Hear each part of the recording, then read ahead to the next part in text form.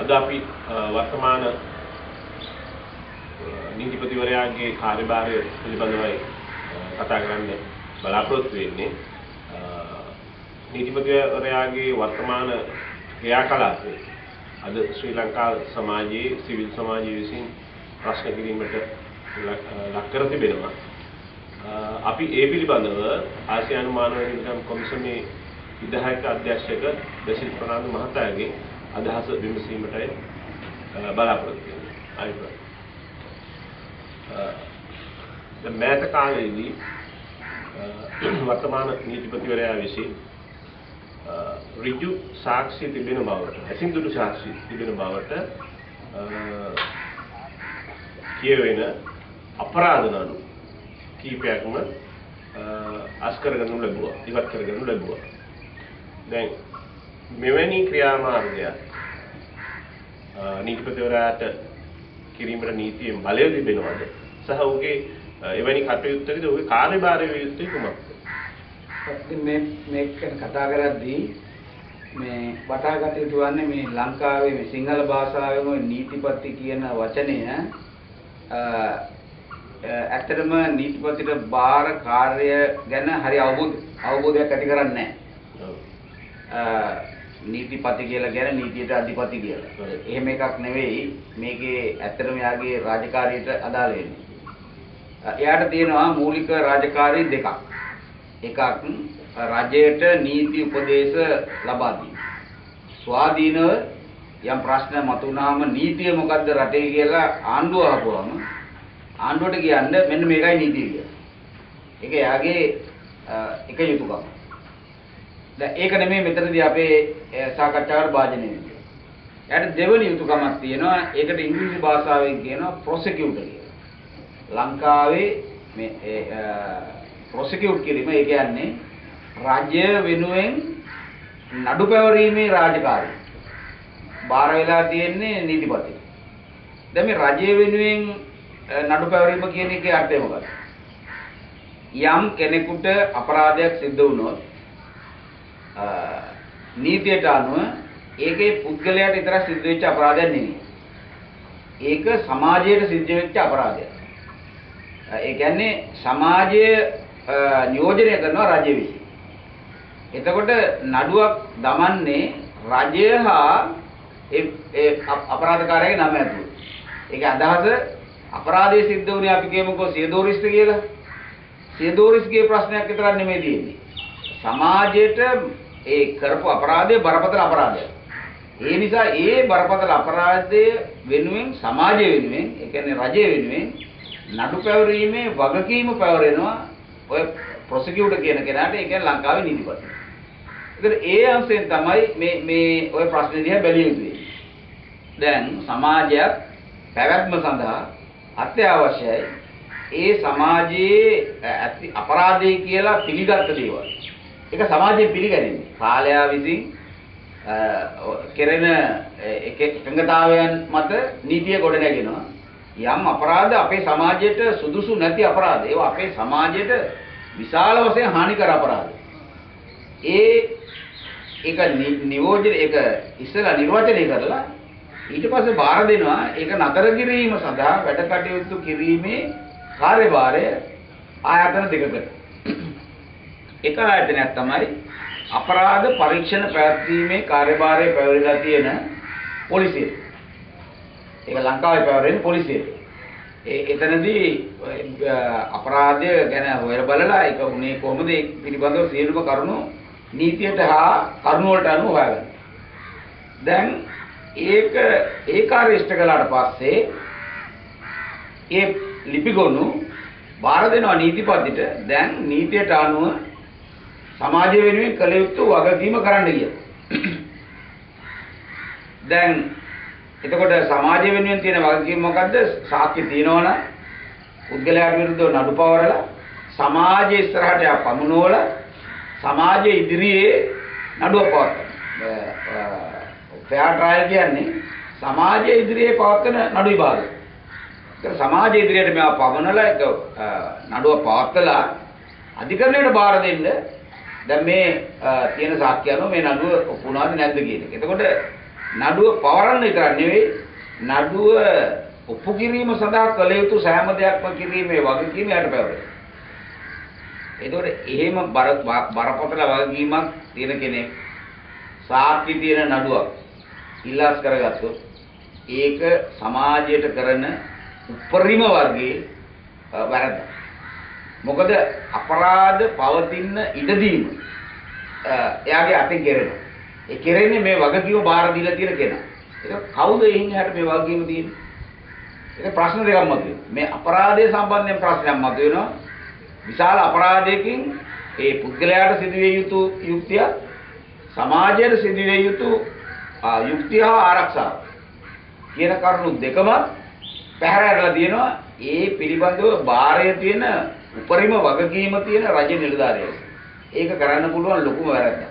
ඒකට දිය යුතු එකම දඬුවම වෙන්නේ එයාව නීතිය ඉදිරියට පමුණවලා එයාට දඬුවම් කරන්න. එකක් එයාට රාජකාරී හැටියට ඒ තනතුරෙන් ඉල්ලා අස් කරවන්න ඕන. ඒක නීති ආධිපත්‍යය තියෙන රටක සිද්ධ වුණොත් වහාම සිද්ධ වෙන්නේ ඒකයි. දැන් ඒ වගේ සිද්ධියක් අපි කියමු අද සිද්ධ වුණොත් නීති ආධිපත්‍ය මූලික වශයෙන් තියෙන රටක ඉස්සෙල්ලාම සිද්ධ වෙන්නේ මහජන විශාල විරෝධතාවයක් මතුවෙනවා. දෙවැනි එක රජයේ ඒ මත ක්‍රියාත්මක වෙනවා. එතකොට දැන් දෙවැනියෙන් එයා ඒකෙන් කරන සමාජ හානිය ගැන සලකලා එයාට නඩු පවරන්න බැරිද කියන ප්‍රශ්නය සැලකිය යුතුයි. යම් කෙනෙක් රටට හානි කර විදිහට නීතිය ක්‍රියාත්මක කිරීම නතර කළොත් ඒකෙන් වෙන හානියම රාජකාරී පැහැරීමෙන් ඇති වෙන අපරාධ වලට සම්බන්ධ දෙයක්. මේ දෙකටම ඔහු යටත් තියෙනවා. දැන් මේ දෙකම සමාජයෙන් කෙරෙන්නේ නැත්නම් ඒ කියන්නේ සමාජ වෙනුවෙන් කරන රජයෙන් කෙරෙන්නේ නැත්නම් රජයෙන් මා විශාල වැරද්දක් කරන සමාජය. ඒ රජයෙන් කෙරෙන්න තියෙන ලොකුම යුතුයකම ඒ කියන්නේ සමාජ ආරක්ෂාව සැලසීම. හා සමාජයේ අපරාධ පිළිබඳව බුද්ධිය හා හැඟීම පවත්වාගෙන යන. අපි කියන මොරාල් කියලා. දැන් සමාජයක තියෙන්න ඕනේ අපරාධයක් වුණොත් අපිට මේක නතර කරන්න පුළුවන්. ඒ වගේ අපි නතර කරනවාය කියන බරපතල හැඟීම. ඒ හැඟීමෙන් තමයි සමාජය බැඳිලා පවතින්නේ. දැන් ඒක නැති වෙන්න ඉඩ දීපුවම රජය විශාල වැරද්දක් කරනවා සමාජය ඉස්සර. අපිට මේ අමතක වෙලා තියෙන්නේ මේවා මේ පුද්ගලයන් පිළිබඳ ප්‍රශ්න නෙවෙයි. සමාජයක් පිළිබඳ ප්‍රශ්න. අපරාධ පිළිබඳ යුක්තිය කියන්නේ සමාජයක් එකට පවතින තියෙන උපරිම සදාචාරය ආරක්ෂා කරගන්න හැටි. දැන් අපි දන්නවා බුද්ධ ආගමද ගියොත් කියනවා ජීවිතයක් හානි කිරීම කරන්න එපා. ඒක පළවෙනිම දේ හැටියට මිනිසුන්ට උගන්වන්නේ ඒක. අපි ක්‍රිස්තියානි ආගම ගත්තොත් ඒක කියනවා ලොකුම වැරද්ද පාපේ. මිනිහෙක් තව කෙනෙක් මිනිසෙක් හෝ ගෑණියෙක් හෝ කෙනෙක්ව මරණ එක. ඒක බරපතලම අපරාධය. ඕනම ශිෂ්ටාචාරයක යම් අවධියක මිනිස්සු මේ එකඟතාවයට එනවා. අපිට පවතින තියෙන පළවෙනිම දේ අපි එකිනෙකා මරා ගන්න ඉඩ දෙන්න බෑ.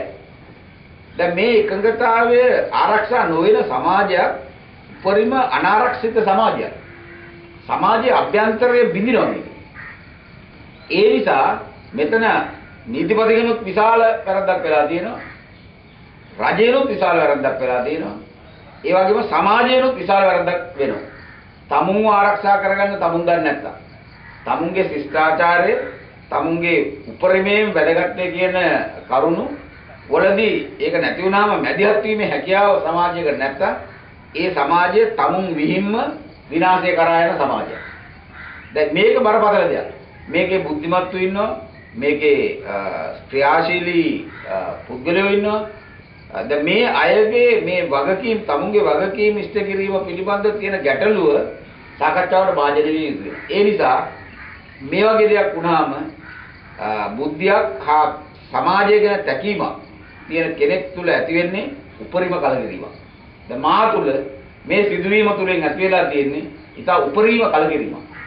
මොකද මේක අපි විශ්වාස කරන සදාචාරය වගේම නීතියට කියන අභියෝගය. මරණයක් ඉස්සරහා අපිට නීතිය රකින්න බැරි සමාජයට අනිත් දේවල් කියන තකයි. එතකොට මේ වගේ ගැඹුරු ප්‍රශ්නයක් තියෙන නිසා මේක දිහා ඉතින් තියුණු හැකි. ඉතින් බැරෑරුම් විදියකට බලලා ඒක පිළිබඳව ඉස්සෙල්ලම කටයුත්ත සිද්ධ වෙලා තියෙන රජත් මේක අතපසු කරන නිසා සමාජයේ මේ විරුද්ධ ප්‍රතික්‍රියා කළ යුතු වෙනවා. සමාජයේ ඉල්ලා සිටිය යුතු වෙනවා මේ නිතිපතේ ඉල්ලාස් කරන්න. දැන් ඒකපුර දැන් වර්තමානයේ නීතිපතිවරයා වශයෙන් ඉන්නේ මහන් පීරිස් මහත්මයා. ඊට පෙර හිටිය සීආර් ද සිල්වා මහතා. දැන් මේ මහතාගේ යුගයේ මේ මහත්මයාගේ යුගයේ දෙකේදීම මේ ක්‍රියාවන් සිද්ධ වෙනවා. එතකොට ශ්‍රී ලාංකික පුරවැසියාට මේ අතෘප්තිය සහ සාධාරණ සම්බන්ධයෙන් කළ හැකි ක්‍රියාමාර්ගය මොකක්ද? පළවෙනියෙන්ම මේ වගේ ක්‍රියාමාර්ග පිළිබඳව එකක් අධිකරණයේ වශයෙන් හැකියාවක් තියෙනවා. දැන් ඔය පවුලේ ඉන්නවනේ. අපරාධය නිසා අපරාධයට දිය යුතු දඬුවම නෙවෙයි. නිදහසට තිබුණානේ. සාකි නැත්තම්. ගත යුතු නීතිමය ක්‍රියාමාර්ගය නොගත්තාය කියන එක උඩ රජයට විරුද්ධව නීතිපති විරුද්ධව ක්‍රියාමාර්ගයක් ගන්න අපි දන්නවා රිට් ආඥා කියලා දෙයක් තියෙනවා. ඒ රිට් ආඥාවකින් යම් කෙනෙක් තමන්ගේ විය යුතු යුතුයකමක් පැහැර ඇරියොත් ඒ යුතුයකම ඔහු ලව්වා කරවීම සඳහා නියෝග දෙන්න අධිකරණයට බලයක් තියෙනවා. ඒ නිසා ඒ අංශයෙන් ඔහුට විරුද්ධව නීතිමය ක්‍රියාමාර්ගයක් ගන්න ඒ පවුලේ අයට අයිතියක් තියෙනවා. ඒ අයට සහයෝගය දීම සමාජීය යුතුයකමක්. මේ ඇර සමාජයක ආරක්ෂාව තියෙන්නේ ප්‍රකාශන ශක්තිය උඩ. විවේචනය කිරීම, ප්‍රකාශනයට පත් කිරීම, ඒ වගේ මහජන මතය ප්‍රකාශ කිරීම උඩ. මේක බරවත් මහජන මතය ප්‍රකාශ කිරීමක් කළ යුතු වෙනවා. ඒ මාර්ගවලින් නැවත වරක් රජයට බල කළ යුතු වෙනවා. මේ ක්‍රියාව කරන්න අපිව අමාරුවේ දාන්න එපා. අපේ සමාජය අමාරුවේ දාන්න එපා. කියන මතය ගැඹුරට ගෙනියලා ඒක පිළිබඳව ක්‍රියාවක් ඉල්ලා සිටිනවා. සමාජයේ පවතින මෙන්න මේ මූලධර්මය. යම් වරදක් සිද්ධ වුණොත් ඒ වරදට සිදුවිය යුතු ප්‍රමාණයේ ප්‍රතික්‍රියාව සමාජය තුලින් කෙරෙන තාක් දුරට පමණයි ඒ වැරද්ද යටපත් වෙන්නේ. ඒක තමයි තියෙන විශාලම මූලධර්ම. සමාජයේ නීතිය මාර්ගයේ හා මහජන මතයේ මාර්ගයේ වරදට සුදුසු ප්‍රතික්‍රියාවක් ඇති කරන්නේ. මේක බරපතලම වැරද්ද. සමාජයට දරුණුම වැරද්දක් මේක. ඒ නිසා ඊට විරුද්ධව නීතිමය ආකාරයෙන් මහජන මතයේ ආකාරයෙන් විශාල ප්‍රතික්‍රියාවක් ඇති කළ යුතු වෙනවා. මේ වැරද්ද කරුණාකරලා නතර කරන්න. වෙද්ද වැරද්ද හදන්න අනාගතයේදී මේකට ඉඩ තියන්න. අන්න ඒක දෙවෙනි කාරණාව. යම් වැරද්දක් හදද්දී එක සිද්ධ වෙච්ච වැරද්ද හදන අතර ඇති වෙන අනිත් මූල ධර්මය තමයි මේ සිද්ධිය නැවත ඇති නොවීමට තත්ත්වය හැදෙන්නේ. මේ සියල්ල සමාජයේ පැවරලා තියෙනවා. සමාජයේ මේ අවස්ථාවේ මොන හේතුවක් කරේ ඉඳලා මේක මග ඇරියෝ. මේක තමුන්ටත් වෙනකොට ඒගොල්ලන්ට දොස් කියන්න අයිතියක් නැහැ. අපි මේක දැන් අපිට වෙනවා අපේ වෙන්නේ ඒකයි. එක එක්කෙනා තමන්ගේ විලාපේ සමාජයට කියනවා මිසක් ඒක පොදුවේ සමාජයේ විලාපයක් බවට පත් කරගන්න උත්සාහ කරන්නේ. මේක පවතින අනිත් ගැටලුව. ඒ නිසා මෙය ප්‍රතික්‍රියා කිරීමේ යුතුයකම සියලු දෙනාටම පවතිනවා.